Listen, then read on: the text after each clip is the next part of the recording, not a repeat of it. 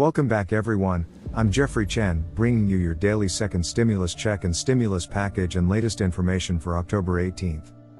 If you're new to the channel, make sure to subscribe to the channel down below and leave a like or a comment. It's greatly appreciated.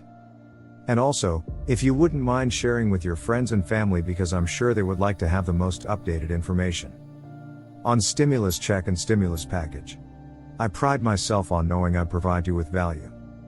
House Speaker Nancy Pelosi said Sunday she and Treasury Secretary Steven Mnuchin must reach an agreement within 48 hours if they want to pass a coronavirus stimulus relief bill before Election Day. The 48 only relates to if we want to get it done before the election, which we do, Pelosi said in an interview on ABC's This Week. But we're saying to them we have to freeze the design on some of these things. Are we going with it or not? And what is the language? Pelosi is putting pressure on the administration to cut a deal by Tuesday because the legislative process in the House and Senate will take time to play out. And it won't be feasible to get a bill passed through both chambers by November 3rd if the talks drag on beyond the next couple days. Senate Majority Leader Mitch McConnell announced on Saturday there would be votes on stimulus measures, including a standalone Paycheck Protection Program bill to help small businesses, on Tuesday and Wednesday. But Democrats, who are expected to block McConnell's effort, have been pushing for a larger deal, banking on on-again, off-again talks that Pelosi has had with Mnuchin for months. Pelosi's office told CNN Sunday that the 48 hours refers to the end of the day on Tuesday, and that they need answers to key outstanding questions by then or they won't be able to get a bill passed before the election. Negotiations would still continue after Tuesday if a deal isn't reached, but it wouldn't get done in time before Election Day.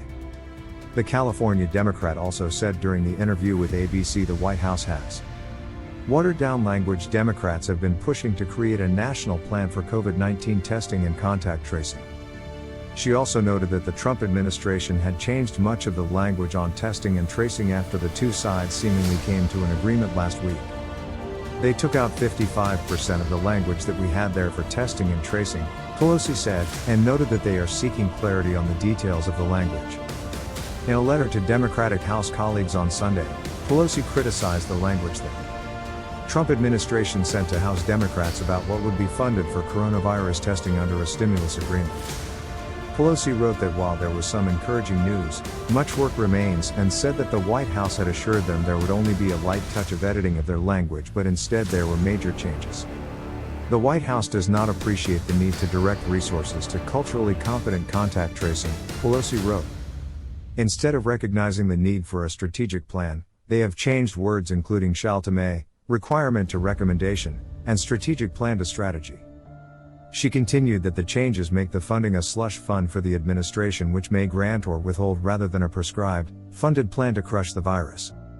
Pelosi told her colleagues that she hopes to find common ground and is optimistic that an agreement could be reached before the election. Pelosi and Mnuchin, Trump's lead negotiator, spoke Saturday evening for more than an hour. The Trump administration has attempted to negotiate with House Democrats, but a breakthrough has remained far out of reach throughout the course of the summer. Negotiations over a sweeping coronavirus relief package have stalled as Democrats have been pushing for a relief bill with a price tag of more than $2 trillion. The pressure to strike a deal has become increasingly urgent with unemployment levels elevated, an epidemic of small business closures, and the end of the direct payments and enhanced unemployment insurance that help float families and individuals throughout the pandemic-created economic shutdowns. The pending result, according to economists, could be devastating if Congress and the Trump administration do not reach an agreement. What do you guys make of this? Let me know down below.